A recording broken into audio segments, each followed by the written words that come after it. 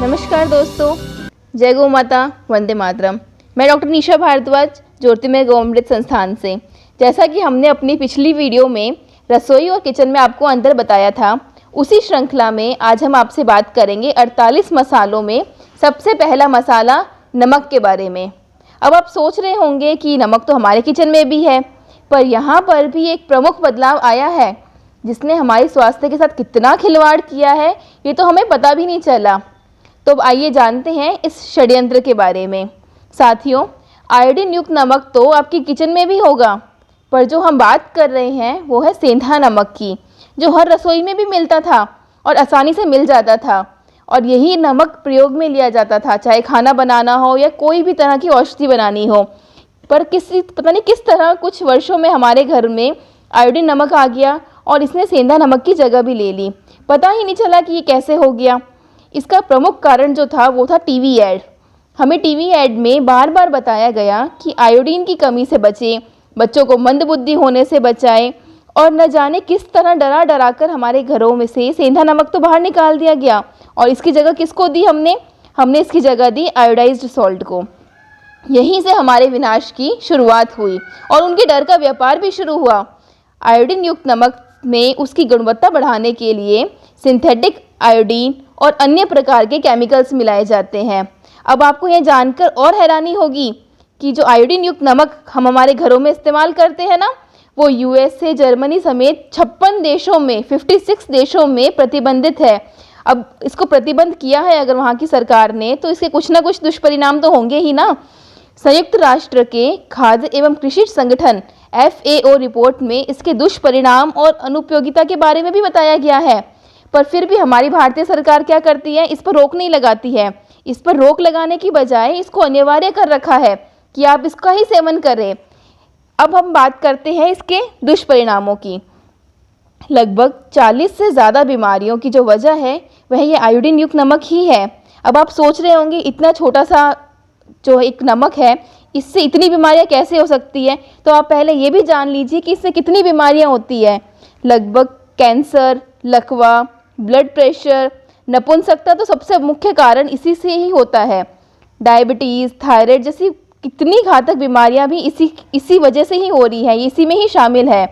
और जो थायराइड जैसी बीमारियां हैं ना, जिसके लिए कहा जाता है कि उम्र भर तक आपको इसकी दवाइयाँ लेनी ही होगी, ऐसी बीमारियों में भी मात्र आयोडीन युक्त नमक आप बंद कर दीजिए कुछ महीनों तक, ये अपने आप ही ठीक हो जाती है। और यह हमारे संस्थान ने इस पर शोध किया है और कई मरीजों को पूर्ण रूप से स्वस्थ भी किया है। तो सोचिए एक छोटा सा बदलाव कितना कुछ बदल सकता है। अब हमें फिर से अपनी परंपराओं को अपनाना होगा।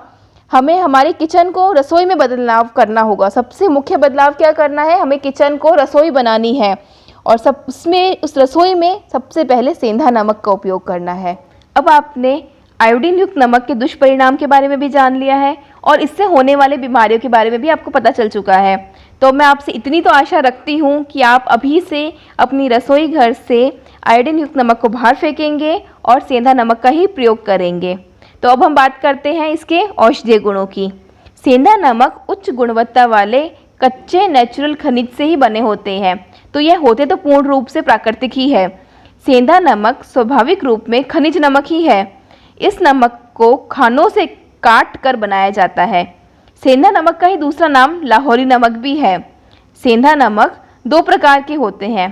पहला श्वेत सेंधवा नमक अर्थात सफ़ेद या हल्का गुलाबी नमक, और दूसरा होता है रक्त सेंधवा नमक जो लाल रंग का सेंधा नमक होता है, उसे ही हम काला नमक कहते हैं। तो अब आप काला नमक और सेंधा नमक में भी अंतर समझ चुके हैं। काला नमक भी पूर्ण रूप से प्राकृतिक ही होता है। तो अब हम जानते हैं नमक से संबंधित कुछ घरेलू नुस्खों के बारे में। तो सेंधा नमक की जो तासीर होती है वो ठंडी होती है। यह पित्त शांत करता है, यह शरीर की गर्मी भी दूर करता है और पाचन तंत्र को भी मजबूत करता है।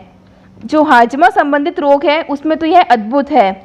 अब अगर बीपी लो है तो आप पानी में घोलकर रोगी को दे सकते हैं, और अगर बीपी हाई है तो पानी की बाल्टी में नमक डालकर, सेंधा नमक डालकर रोगी को स्नान करवा सकते हैं। अगर पेट में कीड़े हो गए हैं तो नींबू के रस के साथ सेंधा नमक दे दीजिए, उससे कीड़े मर जाते हैं। अगर दांतों में दर्द है तो हल्दी, लौंग और सेंधा नमक, हल्दी, लौंग और सेंधा नमक को मिलाकर मंजन करवा दीजिए। रोगी को अद्भुत लाभ होगा। अगर पथरी है, तनाव है, उल्टी या दस्त हो रहे हैं तो आप नींबू पानी के साथ सेंधा नमक का प्रयोग कीजिए, यह भी अद्भुत लाभकारी है। सेंधा नमक को पानी में मिलाकर नहाने से स्किन के जो पोर्स होते हैं वो खुलते हैं। इससे पिंपल, स्किन इन्फेक्शन और झुर्री जैसी समस्याएं भी दूर होती है।